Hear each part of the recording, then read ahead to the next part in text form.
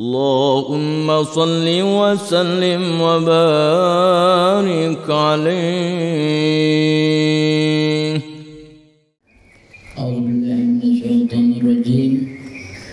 بسم الله الرحمن الرحيم. الحمد لله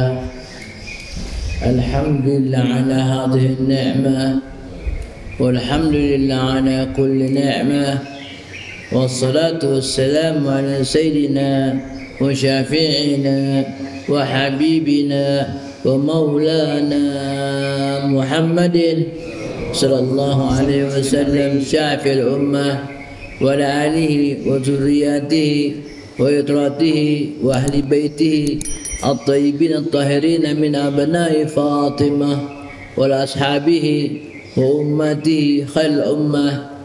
أما بعد، فقال الله تعالى في كتابه الكريم وهو أصدق القائلين: بسم الله الرحمن الرحيم. قل هو الله أحد الله الصمد لم يلد ولم يولد ولم يكن له كفوا أحد. وقال صلى الله عليه وسلم: لا يؤمن عبد حتى يحب لجاره ما يحب لنفسه. صدق الله العظيم وصدق رسول الله صلى الله عليه وسلم نبي الحبيب الكريم، ونحن على ذلك من الشاهدين والشاكرين، والحمد لله رب العالمين. السلام عليكم ورحمة الله وبركاته.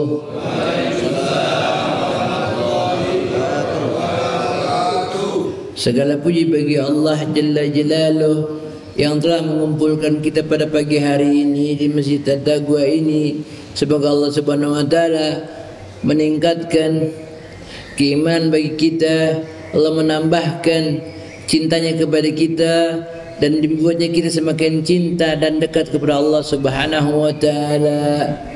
Salawat serta salam mari kita sanjungkan kepada junjungan kita Nabi besar Muhammad sallallahu alaihi wasallam, yang mudah-mudahan dengan izin Allah kita akan dapat berjumpa dengan Nabi Muhammad SAW minimal di dalam tidur-tidur kita, atau insya Allah dapat dalam bentuk yang yaqzatan, semuanya dari Allah Subhanahu wa taala.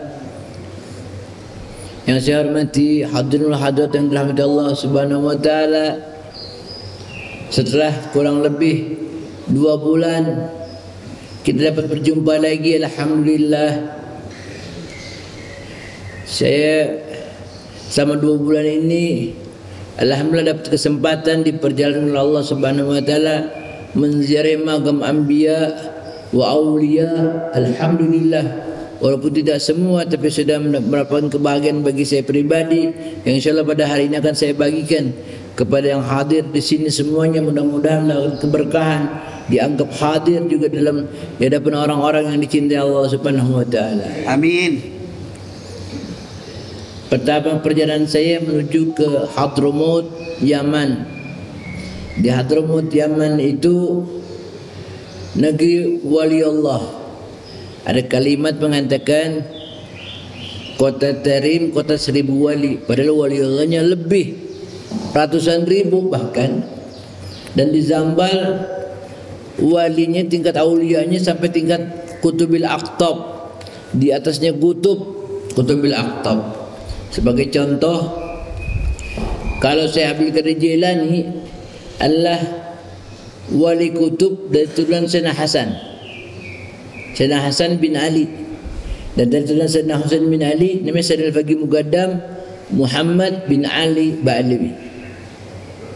Sayyidina Al-Faqih Muqaddam ini beliau dapat gelar Malikul Auliya, rajanya para wali, daripada sudut turunan Sayyidina Husain. Dan di sana enaknya ziarah di satu tempat yang enggak kita jauh-jauh, satu di sana satu di sini, satu tempat namanya perkuburan Zambal, magam perkuburan para habaib, para aulia di sana. Ada situ kalau suka baca Ratib Haddad, di situ dikuburkan Kutubil Irsyad wa Ghausil Ibad wal Bilad Al-Habib Abdullah bin Al-Haddad. Habib Abdullah bin Al-Haddad yang dibaca Ratib Haddadnya dikuburkan di Zambal. Ada Kutubi Samsi semua Suwahil Nufus Habib Abdullah bin Abu Bakar Adrus di situ juga. Sultanul Ma'la namanya. Dan di Zambal ada makam 70 orang sahabat Nabi yang perang Badar, mereka ke Hadramut Yaman. Ada 70 orang sahabat Nabi, sahabat Badar dikubur di makam tersebut juga, di pemakaman tersebut juga.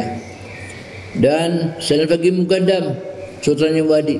Ada Sayyidina Faqih Muqaddam Sanin Habib Abdurrahman bin Muhammad As-Sagaf di situ juga tinggal, dan para wali-wali yang lainnya. Nah, dengan keberkahan itu saya juga minta pada Allah mudah-mudahan pengajian kita ini diberkahi Allah Subhanahu wa taala. Dengan berkah yang hadir di sini, kalau kita hadir ta'lim kita lupa mengurusan dunia insyaallah. Ada demi ta'lim ini Allah angkat kepuyangan-puyangan dunia, diangkat sama Allah Subhanahu wa taala. Waktu kita duduk di masjid ini hilang semua puyang-puyang dunia, kita hilang. Amin. Itu lebihnya itu pada cinta kita kepada Allah dan Rasul. Nah, juga saya menziarahi di kota Huraidah, itu magamnya yang suka baca karatib al-atas, magamnya Kutubil Anfas Al-Habib Umar bin Abdurrahman al-Atas di kota Huraidah, yang berjalan kira-kira hampir 2-3 jam perjalanan dari kota Tarim menuju kota Huraidah. Juga menziarahi Syekh Abu Bakar bin Salim Al-Fahl Wujud Sabul Inat di kota Inat. Nah, perjalanan rihlah ziarah ini adalah kebahagiaan yang nggak bisa ditukar dengan kemanapun dengan apapun, karena orang-orang wali itu jangan dikira mereka itu mati, karena mereka itu bal ahya inda rabbihim yurzaqun. Gimana caranya kita itu? Kita boleh bertawasul. Dalam akidah kita Ahlus Sunnah wal Jamaah, kita boleh bertawasul, bukan minta mahdi kubur, bukan, bertawasul dengan membawa nama orang yang kekasih Allah, kita bawa ke hadapan Allah Subhanahu wa taala, kita minta sama Allah. Nah, dengan kecintaan Allah kepada mereka, insya Allah dikabulkan Allah Subhanahu wa taala. Dari situ alhamdulillah puncak ziarah dari semua ziarah makam Rasulullah SAW di Madinah. Saya mengerjakan umrah alhamdulillah di Makkah dan Madinah. Di Madinah sekarang mau ziarah makam Rasulullah pakai apa namanya? Apa itu?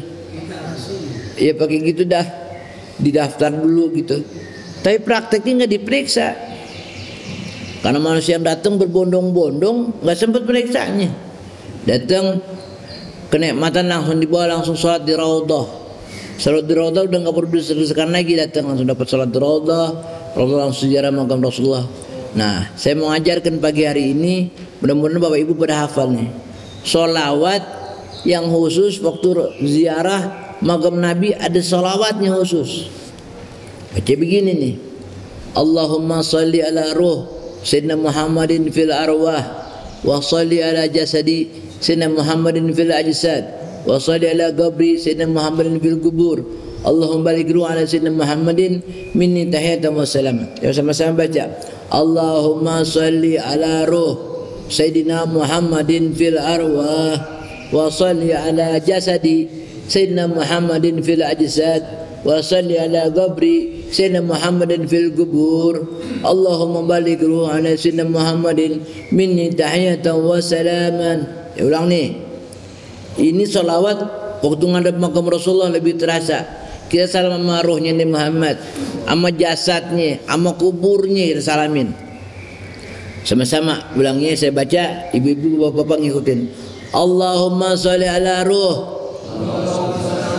Sayyidina Muhammadin fil arwah wa sholli ala jasadi Sayyidina Muhammadin fil ajsad wa salli ala qabri Sayyidina Muhammadin fil kubur.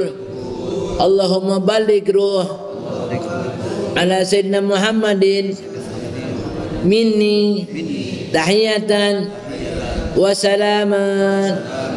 Ulang lagi, Allahumma salli ala ruh Sayyidina Muhammadin fil arwah wa salli ala jasadi Sayyidina Muhammadin fil ajsad wa salli ala qabri Sayyidina Muhammadin fil kubur. Allahumma baligh ruh ala Sayyidina Muhammadin minni tahiyatan wa salaman. Coba baca sendiri, bisa kali ya? Syabib. Ya, bismillahirrahmanirrahim. Allahumma salli ala ruh Sayyidina Muhammadin fil arwah wa salli ala jasadi Sayyidina Muhammadin fil ajsad wa salli ala qabri Sayyidina Muhammadin fil kubur. Allahumma baligh ruh ala Sayyidina Muhammadin minni tahiyatan wa salama. Ini dibaca waktu kita berhadapan di depan makam Rasulullah tuh. Dan dibaca nih insyaallah. Itu rasanya beda, langsung terasa luar biasa tuh rasanya. Nama disebut dengan sholawat ruh. Setelah ziarah sama Rasulullah SAW, saya umrah, saya berangkat terbang ke Turki. Di Turki subhanallah saya ziarah Anbiya, juga ziarah Aulia. Di kota Sandi Urfa namanya, satu kota perbatasan antara Turki dan Syria. Itu kota tua, kota itu usianya 12.000 tahun. Dulu namanya kota Urfa di zaman Nabi Ibrahim. Nabi Ibrahim lahir di kota itu. Ada tempat Nabi Ibrahim lahir, ada di situ. Juga tempat Nabi Ibrahim dibakar, ada di situ. Juga di kota itu ada rumahnya Nabi Shu'aib, masih bayangin ribuan tahun rumahnya masih terjaga sampai ini. Kalau kita mau udah gombal-gombal tahu dah, masih kejaga di sana. Ada makamnya Nabi Allah Ayub alaihissalam. Bahkan airnya di sana dipercaya menjadi air penyembuhan karena itu bekas airnya Nabi Ayub waktu nyembuhin sakitnya Nabi Ayub. Juga ada Nabi Ilyas alaihissalam di kota Urfa. Sekarang namanya kota Sandi Urfa. Kota itu berbatasan antara Turki dan Syria. Dan di Turki juga saya berziarah ke makam Syekh Jalaluddin Rumi, seorang wali Allah besar yang dikenal, bahkan diziarin tuh Syekh Jalaluddin Rumi itu diziarin bukan cuma kaum muslimin, kaum non muslim juga datang ziarahin beliau makam Syekh Jalaluddin Rumi karena dicintai oleh seluruh bangsa di dunia. Juga berziarah ke makam gurunya bernama Syekh Samsuddin At-Tibriz. Ini gurunya daripada Syekh Jalaluddin Rumi. Ada satu kalimat yang luar biasa yang dapat dari makalat-makalat aulia, sebutannya begini: Ish ma syi'ta, hiduplah sesuka kamu. Ya, Ish ma syi'ta. Apa itu ish ma syi'ta? Disuruh kita hidup sesuka kita. Apa itu sesuka kita? Terserah orang mau hidup cara bagaimana, terserah. Fa innaka mayitun, kita bakal mati nantinya. Isma syi'ta fa innaka mayitun, hiduplah sesuka kamu, kamu bakal mati. Wa hub ma syi'ta, cintailah siapapun suka kamu, fa innaka mufarraqahu, karena cintai siapapun yang kamu suka nanti juga bakal berpisah, kan? Wa'mal ma syi'ta fa innaka madziyun bihi, berbuatlah sesuka kamu karena semua ada balasannya. Nah, kalimat ini kalau kita cerna pelan-pelan, ish ma syi'ta, artinya hiduplah sesuka kamu, ish ma syi'ta fa innaka mayitun, sesuka kamu terserah bikin apa aja terserah, bakal mati-mati juga. Orang ilmuwan dengan ilmunya, orang teknisi dengan teknisnya, orang seni dengan seninya, ulama dengan ilmunya, semuanya terserah, kata Allah, silakan, bakal mati juga. Fa innaka mayitun. Ini kalimat subhanallah di tangan para aulia dipegang betul kalimat ini. Isma syi'ta, fa innaka mayyitun wa hub ma syi'ta, cintailah sesukamu, fa innaka mufarraq. Kita boleh cinta secinta-cinta yang itu juga bakal pisah, entah pisah dipanggil Allah, entah pisah lepas, entah pisah apa, itu bakal pisah pastinya. Segitu cintanya. Wa'mal ma syi'ta fa innaka mazyun bihi. Ini kalimat di tempat-tempat aulia itu ditulis begitu. Saya ziarah ke Syekh Samsuddin Tibris, agak aneh nyeleneh nih wali besar. Dia orangnya enggak mau diatur. Syekh Samsuddin Tibris ini, di beliau ternyata guru daripada guru futuh dari Syekh Jalaluddin Rumi. Kalimat ini Masya Allah mengingatkan kita kepada umatnya, kepada pengikuti, kata Syekh Samsuddin, terserah mau bikin apa terserah. Kasih batasan tuh. Isma syi'ta fa innaka mayyitun. Hiduplah suka kamu, kamu pasti bakal mati. Terserah dah. Mau alim besar boleh, mau penjahat besar boleh, terserah. Ntar bakal mati nantinya. Wa hub ma syi'ta. Wa hub ma syi'ta fa innaka mufarraqu bih. Cintailah siapa aja deh, terserah kamu bebas. Bakal pisah nantinya. Wa'mal ma syi'ta fa innaka mazyun bihi.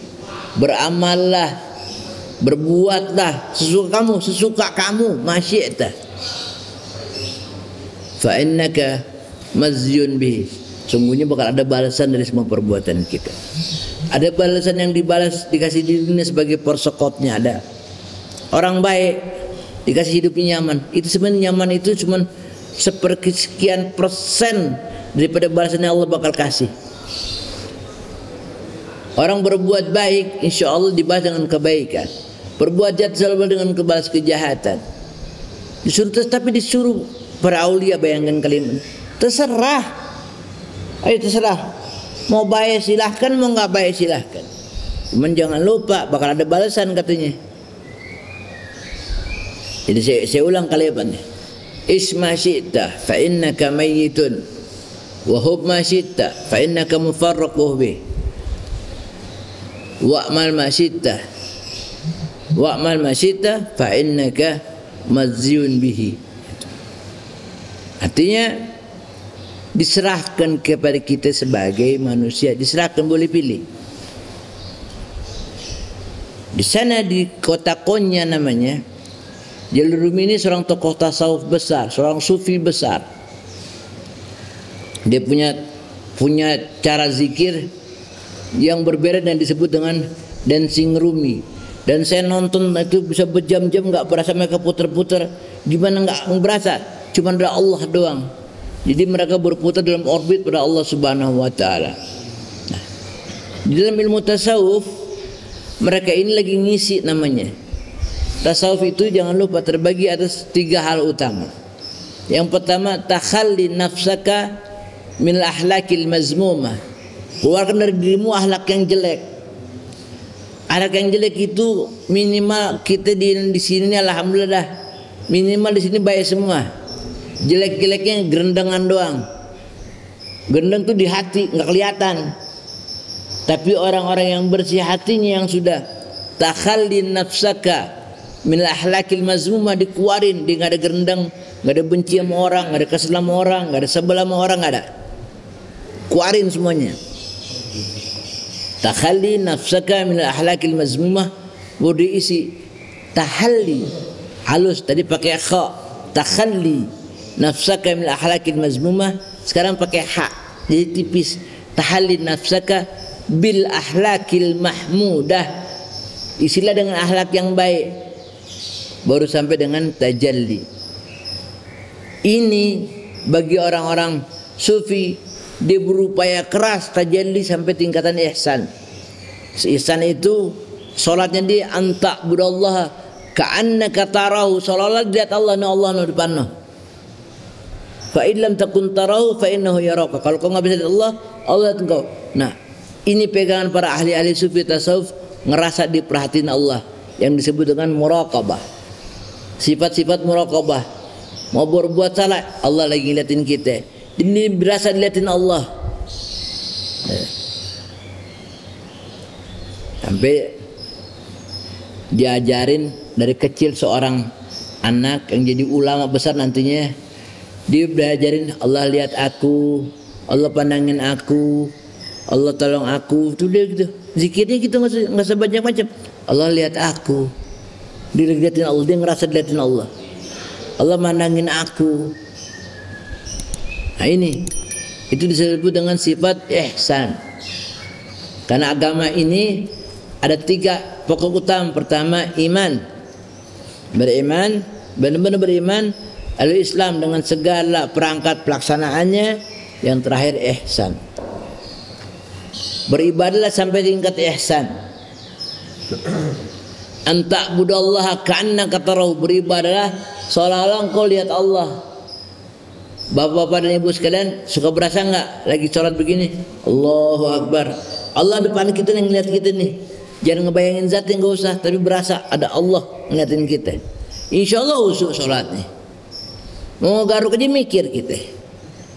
Anta'budallaha ka'annaka tarahu, fa illam takun tarahu, kalau engkau enggak lihat dia, maka dilihat kamu, fa innahu yaraka. Sampai tingkatan ihsan.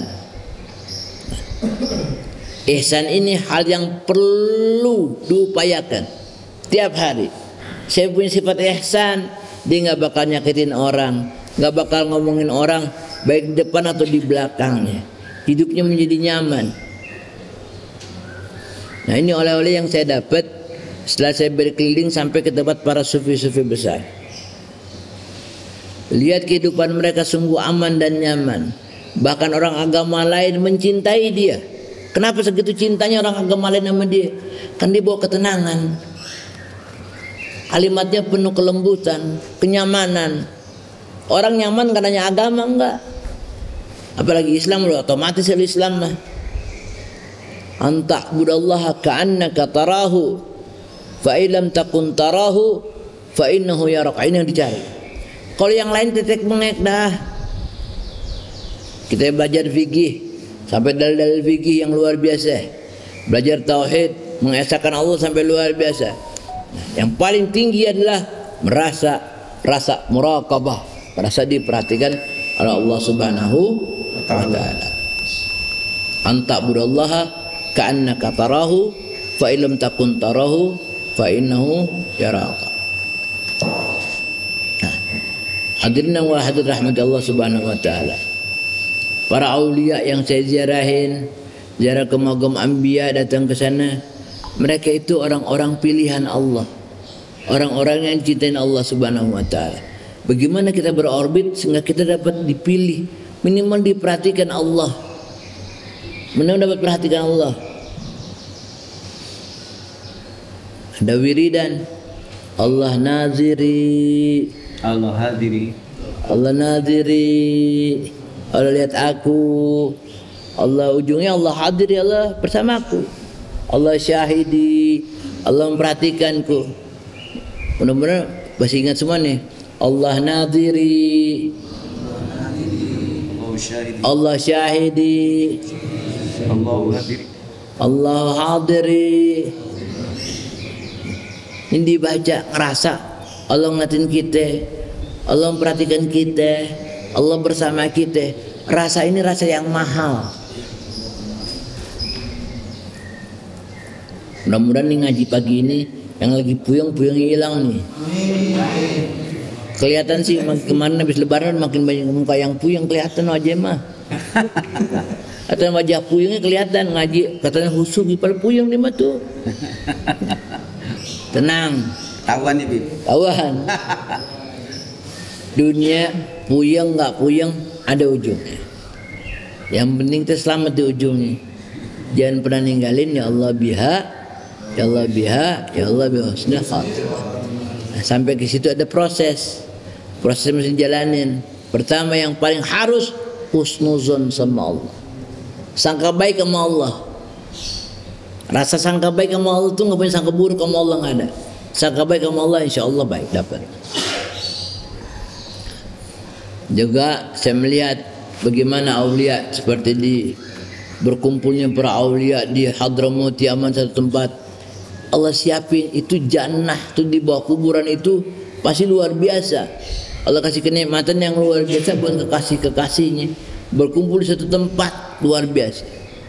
Saya ziarah ke tempat-tempat yang lain, saya lihat Masya Allah, bukan cuman tempat di luarnya, luar sih dunia punya, tapi dalamnya pasti luar biasa.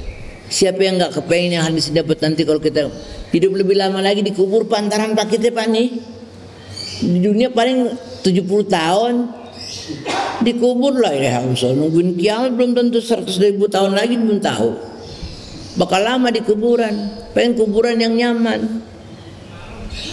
Apa mumpung kita di dunia sekarang kita hidup ini, kita bangun rumah kita di barzah nanti dengan amaliyah kita.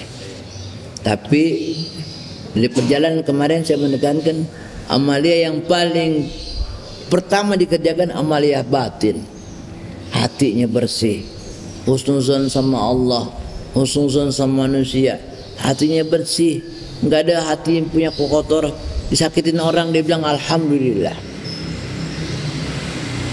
Gitu hadirin. Jadi saya ulang lagi, tadi ada satu kalimat yang baik, isma syi'ta fa innaka mayyitun, hiduplah suka kamu pasti kamu bakal mati. Wa hub ma syi'ta fa innaka mufarraqu, ya cinta suka kamu pasti akan pisah.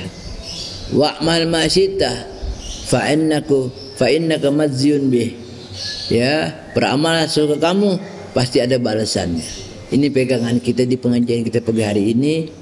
Terserah mau lagu apa aja boleh, ingat lo bakal mati entaran. Ish masyita fa innaka mayyitun wa hub masyita fa innaka mufarraqu, cintailah siapa aja suka kamu pasti bakal pisah. Dan terakhir wa'mal masyita fa innaka mazyun bih, beramal tuh amal soleh, amal buruk. Kan amal bukan cuma soleh doang. Kalau amal kan tak kita beramal lu udah positif aja, padahal amal buruk ada. Tadi timbang amal baik sama amal buruk. Nah kalimatnya wa'mal masyita fa innaka mazyun bih.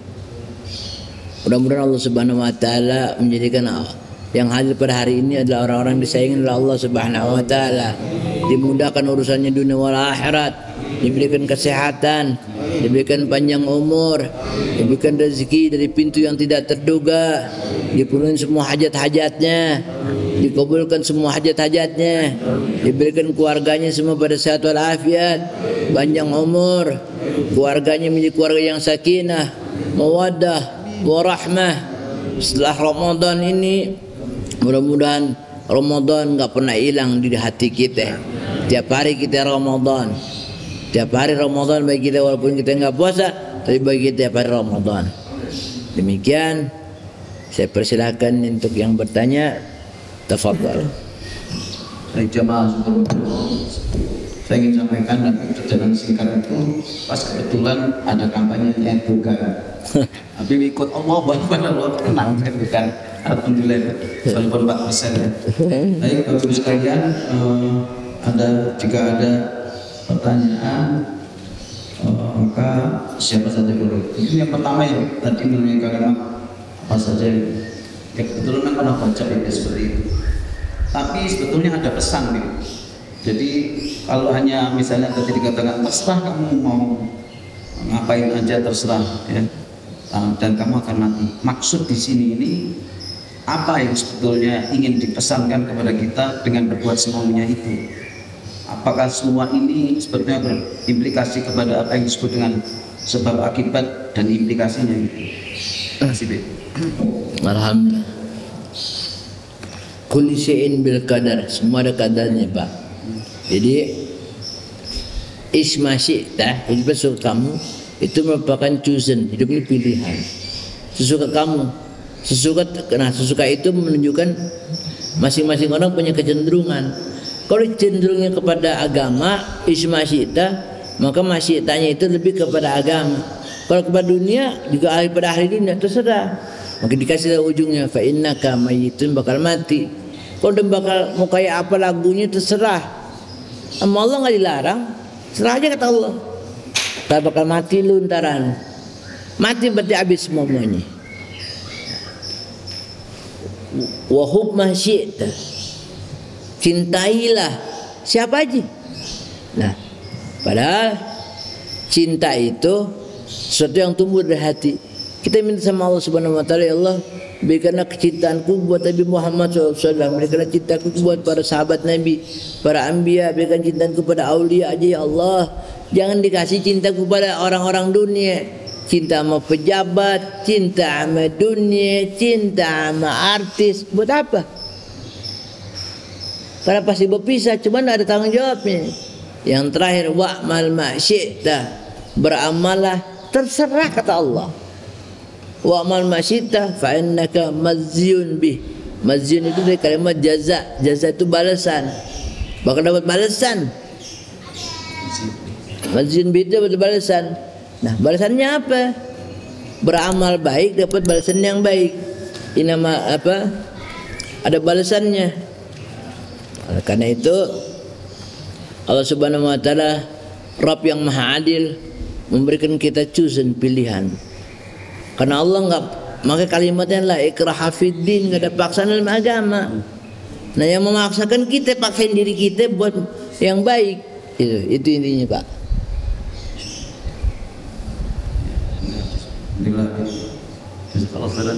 Saya berikan kesempatan kepada Pak Satria dan Pak Aceh. Ayo Pak Sat, monggo. Ada Pak Aceh. Silakan. Assalamualaikum warahmatullahi wabarakatuh. Assalamualaikum warahmatullahi wabarakatuh.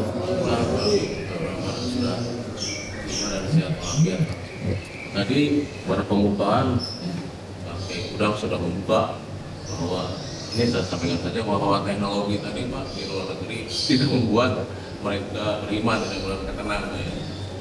Begitu, dan kemudian sarana kita ini Pak meningkatkan efek juga kan kurang ya, apa namanya, pengajian ini juga gitu ya. Pertanyaannya ujungnya kan mudah Pak Kiai. Tadi Kiai menyebutkan bahwa yang penting ibadah itu diucapkan bagaimana. Kemudian kalau kita balap dalam bahasa kita ya, gerendang dalam hati Pak. Apakah gerendang itu hati juga boleh atau tidak? Itu tingkatan yang tasawuf mungkin Pak, tingkatan yang aulia. Terus kita gimana Pak? Gerendang itu pasti ada aja. Mau penjelasan apa? Masyaallah, alhamdulillah. Bab yang paling top nih, gerendang. Baik. Jadi para ulama sufiyah, ulama tasawuf menekankan segala sesuatu daripada nadhiful qalbi, bersih hati. Bersih hati membuat doa kita mudah diijabah. Bersih hati membuat kita lebih cepat dekat kepada sesuatu yang dicintai Allah Subhanahu wa taala. Kenapa? Tidak akan nyampur antara yang bersih dan yang kotor dalam satu perjumpaan. Contoh. Ada seorang beberapa waktu yang lalu di Indonesia khususnya, ada seorang ulama yang masya Allah begitu ngomong insya Allah kabul. Begitu ngomong kabul. Dia bilang, wah ente insya Allah senang. Kalimat wah insya Allah dengan izin Allah. Bukan dia yang nentuin, tapi zon dia, persangkaan dia sama Allah dikabulkan. Persangkaan adanya di hati Pak. Hati gerendang nggak punya persangkaan baik. Rata-rata gerendang sangkanya buruk. Alah, tuh gerendang tuh. Kalimat keluarnya, konteksnya biasanya jatuh kepada negatif. Sehingga orang yang bersih hati lebih mudah diijabah Allah Subhanahu wa taala karena kejernihan hati membuat doanya diijabah Allah Subhanahu wa taala. Jujur hal ini bukan hal yang mudah. Hal ini hal yang perlu ditempa, nggak gampang ngomong gitu, nggak gampang. Sekarang ada alasan rasionalnya. Emang saya urusan apa sama dia? Dia nggak usah mikirin, nggak ada urusan kita sama dia. Ngapain kita gerendangin orang mau jelek, mau bagus? Malah dengan bagus dikit doa ini Allah jadikan orang itu jadi orang baik. Doa dari yang rahasia itu lebih cepat diijabah sama Allah Subhanahu wa taala. Ya Allah jadikanlah dia orang yang baik ya Allah. Nah itu gerendang yang positif namanya. Didoain ya Allah, tolong ya Allah jadikan dia orang baik ya Allah, dasarin dia orang baik ya Allah, jadikan dia orang baik. Doain orang lain hal yang positif, itu gerendang positif. Kalau gerendang negatif, lah itu kalimat itu, ya yang begitu mas tahu dah, gitu. Model begitu, dengerin. Doa gendang. Boleh. Kebersihan hati merupakan kata kunci pada orang-orang sufi ya, sehingga ketika mereka berkata takhalli nafsaka, nafsaka itu dirimu dalam diri, takhalli nafsaka mil akhlakil mazmumah, dan akhlak yang mazmum, gendang kan di hati Pak, tapi mazmum sifatnya jelek, suruh ganti mengisi dengan takhalli nafsaka bil akhlakil mahmudah, terpuji. Kalau udah mahmud akhlaknya baru nyampe yang namanya tajalli. Tajalli itu angkat tangan langsung kabul Pak. Apa yang mau Bapak maunya Allah. Maumu maunya aku kata Allah. Pengen apa mau Allah dikabulin. Karena pasti orang yang bersih hati maunya pasti yang baik-baik. Mungkin Pak Cik. Ya mungkin mau menambahkan apa yang disampaikan Nabi itu, kita kenal Habib Soleh Tanggul itu. Habib Soleh Tanggul itu doanya lebih cepat dari kilat, terimanya. Insya Allah doa kabul langsung. Itu contoh-contoh orang hidup di lingkungan kita yang tinggalnya di Jember ya, daerah Tanggul. Baik, ada yang lain? Apa yang sekalian? Oh iya, Pak Mukhtar Lintang, nanti Pak Furqan, Pak. Ya, tolong kasih kesempatan Pak Furqan. Silakan Pak Lintang. Bagaimana kita berlatih menjadi ihsan tanpa harus menjadi sufi? Oh, baik. Masih Pak. Sufi itu sebenarnya cuma istilah Pak. Satu istilah yang bukan syar'i. Ada istilah syar'i tentang sufi. Itu istilah daripada kebiasaan yang berlangsung lama ribuan tahun, maka disebut tasawuf. Jadi orangnya disebut sufi. Ihsan nggak harus sufi. Ihsan nggak harus itu. Tapi sufi adalah metode pembersihan diri. Itu metode Pak. Jadi sufi itu cuma metode. Nah sekarang kalau masing-masing diri bisa membersihkan, karena udah terbukti berhasil, maka dia jadilah aliran sufiyah. Karena terbukti metode itu berhasil. Sufi ini kan terdiri dari berapa huruf Pak? Sufi itu ada huruf kha, ha, sama jim. Kha ini metode sufiyah Pak. Bersyukur ada orang-orang sufi kita dapat metodenya. Takhalli nafsaka mil akhlakil mazmumah. Keluarin dari dirimu akhlak yang jelek. Cara ngeluarinnya apa? Istighfar, astagfirullahaladzim yang banyak. Nak sholat tobat, nangis, minta ampun, ngebersihin diri. Benar-benar keluarin dari dirinya sehingga orang itu hampir-hampir tidak punya persangkaan, nggak ada persangkaan, sehingga dia baru mengisi dengan tahalli, baru punya persangkaan, sangka yang baik. Dia ketemu orang, oh jangan-jangan nih wali, bayangin. Ketemu orang, masya Allah, oh jangan-jangan nih wali, husnuzon. Bahkan kadang-kadang dari persangkaannya orang baik, kejadian Pak, jadi wali itu orang. Karena dia doa. Bersangka yang baik, persangkaan yang baik. Setelah dia mengisi tahalli nafsaka bil akhlakil mahmudah, wallah sampai dengan tajalli. Nah, kalau bilang nggak pengen sufi, emang nggak harus sufi, nggak ada kewajiban harus sufi, tapi ngebersihin diri harus. Jadi sufi nggak harus. Kayak metode dia zikir muter-muter nggak harus begitu.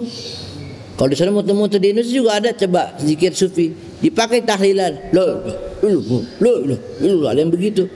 Itu metode doang Pak, itu metode, tidak ada syariatnya tentang itu, nggak ada. Jadi gimana caranya Bapak itu tidak harus jadi sufi, bersangka baik dulu, latihan bersangka baik. Bapak nanya apa latihan? Sangka baik. Ada orang ngatain Bapak, ngeselin Bapak, harus sangka baik. Ya Allah, makasih ya Allah, dan dia ngata-ngatain aku, ya Allah, dosa aku diampuni oleh Engkau ya Allah. Jadi sangka baik Pak. Bapak dikata-katain Pak, kan sakit hati ya. Ternyata dengan dikata-katain Bapak diampuni dosanya sama Allah. Nah itu gitu. Jadi nggak harus jadi sufi, tapi bersikap sufi bagus. Demikian Pak. Jadi tadi itu hanya metodologi ya.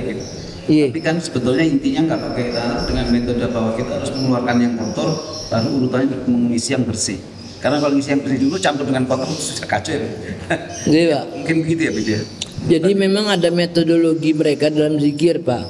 Yang disebut dengan zikir takhalli itu, zikir nguar itu mereka metode sekian 40 hari mereka sholat sunat tobat, 40 hari dengan penuh istighfar sebelum mengisi dengan. Jadi ada metode mereka pembersihan banget. Kalau masih kurang lagi dibikin lagi, tambahin lagi sampai bahkan sampai sekian bulan, bahkan sampai sekian tahun, sampai dengan uzlah. Kerjanya nangis doang, Pak, nangis minta ampun uzlah. Pada itu mereka begitu. Mau benar-benar dikeluarin. Sehingga banyak dulu para aulia-aulia yang uzlah. Uzlah tuh nggak keluar rumah, saking buat ngejaga jangan sampai kotor hatinya. Itu. Kalau bikin metode ya macam-macam. Boleh berbarengan ngisi, nguarin sambil ngisi dulu, tapi lama. Mau nguarin sekaligus boleh. Tinggal cocok yang mana dah. Kira-kira.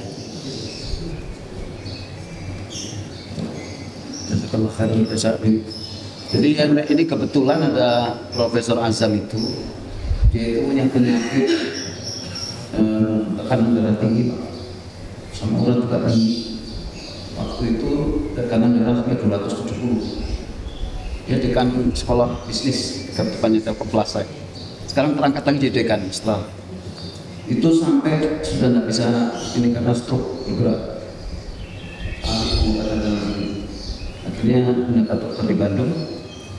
Dia suruh lepas semua batinnya. Tapi syaratnya dia hanya makan sayur mentah. Dia coba makan semua buah segar, semua. Seminggu sakit di sini, seminggu sampai ya apa sakitnya mana? Apalah ke dokternya, udah apa dengan saya katanya. Sudah berapa hari dia? Itu bapak kangen nasi. Jadi pembersihannya itu. Nah setelah pindah seminggu hilang gitu Pak. Dan sekarang dia sehat, sering rumah sehat, lebih dekat lagi. Ya artinya analogi seperti ini itu dalam masalah makanan nyata ya. Nah makanan polku tadi kan itu tadi. Jadi memang dia dibersihkan, tapi kan itu tidak menjadi sesuatu yang wajib. Ada orang yang tidak harus kayak dia. Kalau saya begitu saya hanya puyeng makan nasi. Nah, tapi karena cara menjaga makanannya bagus, ya juga sehat. Saya kira analoginya seperti itu saya teringat. Jadi kita ini sekarang dapat obat dari beliau ini. Bukastrial, langir asam urat. Katanya itu daun sidapori yang banyak di tempatnya bengkel mobil, cuma di beberapa tempat mati harus terus ada. Alhamdulillah itu bukastrial tidak sakit lagi. Dan jadi itu karunia Allah juga ya dengan prinsip yang sama. Mengeluarkan kebiasaan semego menjadi makanan buah dan sayur saja. Tapi bukan berarti dia juga menolak nasi jarang. Normal semua tekanan darah 130 ya sebagainya. Baik, ada yang lagi mungkin saya sebutkan. Satu lagi. Jadi metode tadi, metode untuk periksa tadi itu bisa nanti individual.